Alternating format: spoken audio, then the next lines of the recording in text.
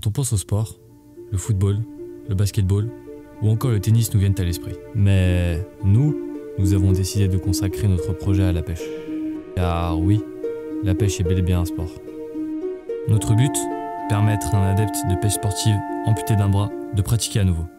Pour cela, nous avons mis au point plusieurs diagrammes tels que les cas d'utilisation, le diagramme des exigences et celui des blocs internes.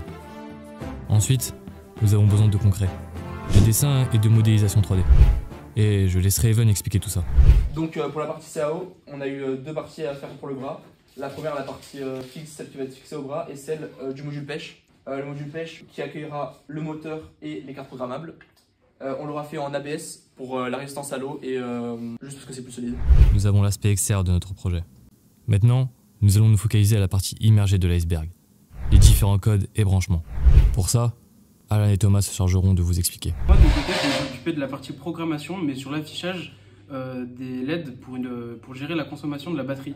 Donc en fait, par tranche de 4, donc par tranche de 25%, on va pouvoir voir la consommation de la batterie. Donc une LED va s'allumer pour indiquer à l'utilisateur l'état de sa batterie. Pour ma part, je me suis occupé de la programmation des 3 moteurs. Donc il y a 2 moteurs pour les pinces et un moteur qui gère le moulinet.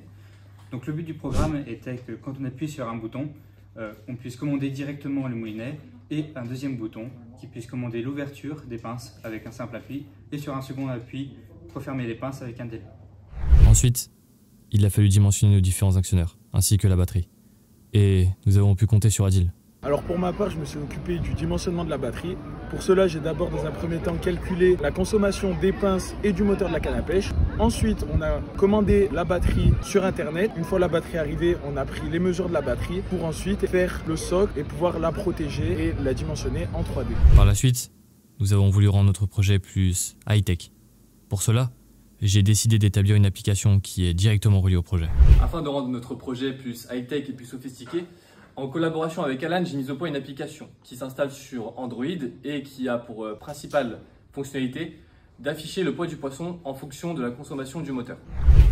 Pour toute la partie communication, Insam s'en est occupé. Alors pour ma part, je me suis chargé de tout ce qui est aspect communication, c'est-à-dire réalisation d'un compte rendu, d'une affiche, création d'un compte Instagram également, et j'ai même contacté un journaliste du Progrès.